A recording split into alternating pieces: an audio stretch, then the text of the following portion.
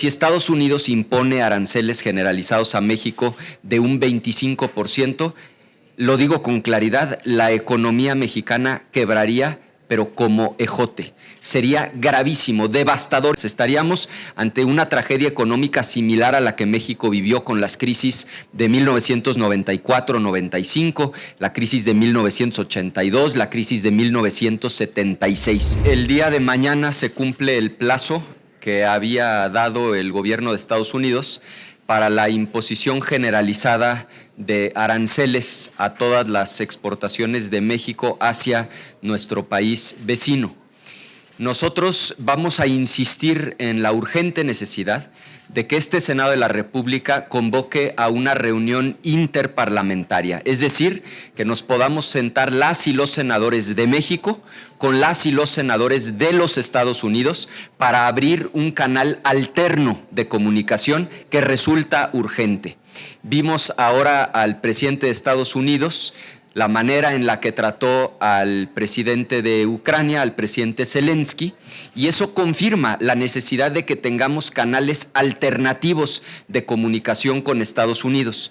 Lo que nos había respondido el presidente del Senado de la República, el senador Gerardo Fernández Noroña, fue que veían con buenos ojos el convocar a esta reunión interparlamentaria, nos pedían esperar a que se cumpliera justamente el plazo de un mes de posposición de los aranceles. Como este plazo se vence mañana, pues el día de mañana nosotros insistiremos en la necesidad de convocar a esta reunión interparlamentaria.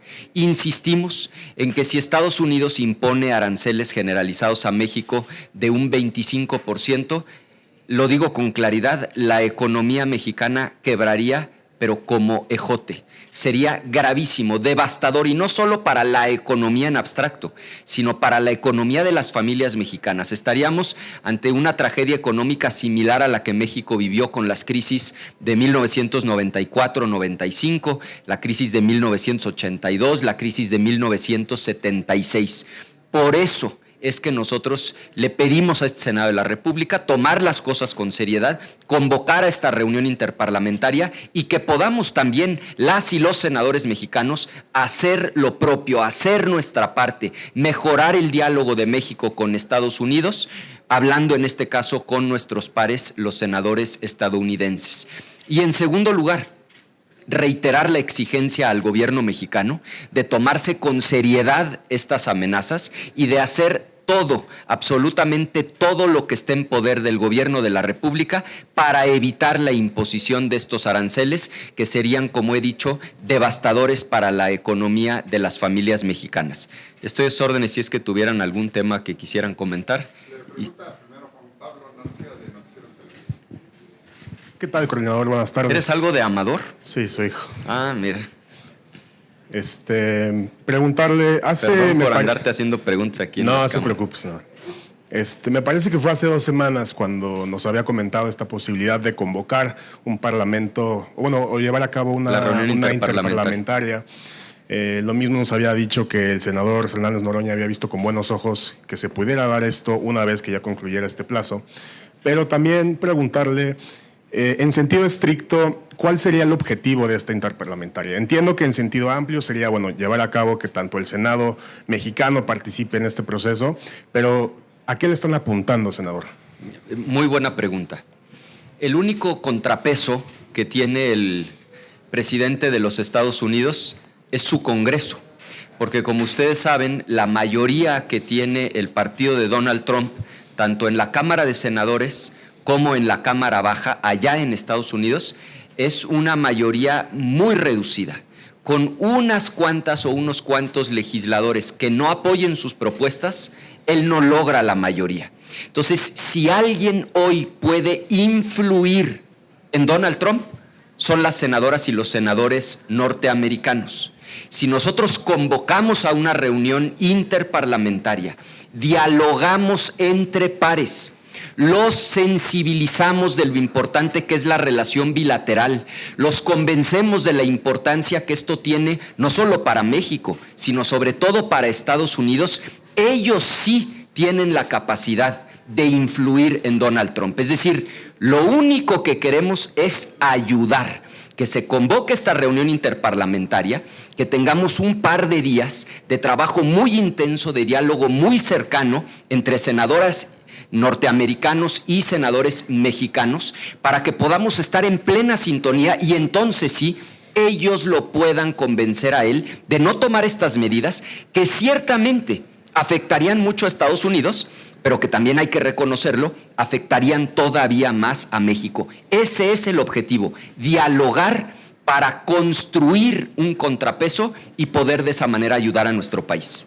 Oiga, senador, ¿y esta posición que le había compartido el presidente del Senado respecto de que lo veía con buenos ojos, hay algo nuevo respecto a eso o van a tener que presentar una solicitud nueva y ver cómo contesta? Vaya. Y la segunda parte es, si cree que esto tiene un alcance aquí en el Senado en el sentido de que se pueda lograr, porque no sé si recuerda que hace unas semanas le había comentado que incluso su homólogo en la bancada de Morena había dicho que esos viajes, esas interparlamentarias únicamente funcionaban para que salieran del país algunos senadores y para salir a cenar en algunos restaurantes. Con mucho gusto. El asunto lo comentó él de manera muy formal en la Junta de Coordinación Política, es decir, no fue una respuesta ni informal ni bilateral. Él lo comentó en el marco de la Junta de Coordinación Política y lo que expuso fue que había recibido la propuesta del grupo parlamentario del PAN, que la veía con buenos ojos y lo que pedía era esperar a que se cumpliera el plazo de los 30 días para poder hacer un planteamiento formal. Esto no es algo que le beneficie al PAN o a un grupo parlamentario. Esto es en beneficio de México. Y justamente porque no queremos sacar raja política, no lo estamos planteando como una reunión entre senadores del PAN y los senadores de Estados Unidos.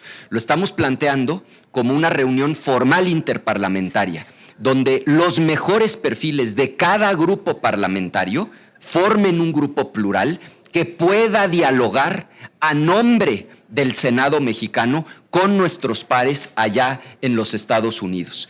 Estas reuniones parlamentarias, más allá de otro tipo de viajes que ciertamente a veces se convierten en turismo legislativo, no, esto sí es serio. Esto es la posibilidad de hablar con las únicas personas que hay en Estados Unidos que pueden, en los hechos, en la realidad, ser un contrapeso frente a Donald Trump. Le corresponde a Ulises Soriano, trabaja para La Razón. Senador, muchas gracias. Primero que nada, preguntarle a los mexicanos dónde les pegaría una explicación y también qué afectaciones ven para los estadounidenses, sobre todo. Sí, en el caso de México, lo que hay que entender es que el 80% de todo lo que México exporta, todos los automóviles, refrigeradores, electrodomésticos, pantallas planas que se producen en México y se venden fuera de México, el 80% va a un solo país, que es Estados Unidos. En cambio, ellos a nosotros solo nos venden el 16% de lo que exportan. Eso da una idea de la asimetría, es decir, por supuesto que nos afectaría muchísimo más a la economía mexicana el que encontráramos una barrera a nuestras exportaciones hacia Estados Unidos. ¿Por qué esto implicaría una tragedia económica? Porque casi el 40% de toda la economía mexicana es la exportación de productos. Y esos productos que exportamos, en más de un 80% van a un solo país, que es Estados Unidos. Si Estados Unidos impone un arancel, es decir, una barrera, una cuota que se tiene que pagar para introducir un producto desde México hacia Estados Unidos de un 25%, lo que en automático ocurriría es que muchas de esas ventas dejarían de ocurrir. Ciertamente no todas, pero con que un porcentaje de esas ventas se cancelen, que nuestros compradores en Estados Unidos digan ya no te compro porque me implica un 25% más caro el producto, lo que empezaría a suceder en México es que vendrían los despidos masivos, porque las plantas en México tendrían que reducir su producción. Y con los despidos masivos, pues lo que sigue es desempleo y el que la jefa o el jefe de familia deje de tener ingresos en la bolsa para poder sostener a su familia. Esa es la tragedia inmediata. Pero después viene el problema de que se desploma el consumo, porque si las y los jefes de familia no tienen dinero en la bolsa, pues empiezan también a reducir su gasto. y eso eventualmente se traduciría, sin duda, en una caída de la economía mexicana. Y lo que hemos vivido en otras épocas tiende a derivar después en una crisis financiera, porque los que tenían alguna compra a plazos, pues resulta que ya no pueden hacer ese pago. Y acuérdense que cuando a ustedes el banco les presta dinero, el dinero no es del banco. El dinero es de otro ahorrador que lo metió a su cuenta. Y entonces ahora resulta que el banco ya no tiene el dinero para devolvérselo al ahorrador. Es decir, lo que hay que entender es que un 25% generalizado a los productos mexicanos sería como tirar una primera ficha de dominó que terminaría por desplomar la economía mexicana. Por eso es que exigimos, por un lado, la reunión interparlamentaria para que nos dejen ayudar a las y a los senadores, y por otro lado, la exigencia al gobierno mexicano a tomarse esto con la máxima seriedad, porque lo que está en juego es la economía de la gente, de las familias mexicanas. Ya para terminar esta pregunta, ¿la entrega de los 29 capos mexicanos no fue suficiente para que se pusiera otro mes en pausa esta aplicación de aranceles? Y también saber, ¿México va a estar jugando y entregando cada mes algo diferente para que se ponga alto a estos aranceles como presión? Bueno, justamente por eso es que estamos planteando la necesidad de una reunión interparlamentaria, porque es real que los senadores estadounidenses son un contrapeso a Donald Trump. Lo que hoy está sucediendo es que Trump está presionando al gobierno mexicano. No hay ninguna duda de que la entrega de estos capos fue una concesión, un tributo que le rindió el gobierno mexicano al gobierno estadounidense, porque claramente el gobierno estadounidense exigió la entrega de estas personas en el marco justamente de la amenaza de imponer los aranceles a los productos mexicanos. La pregunta es, ¿a dónde vamos a parar?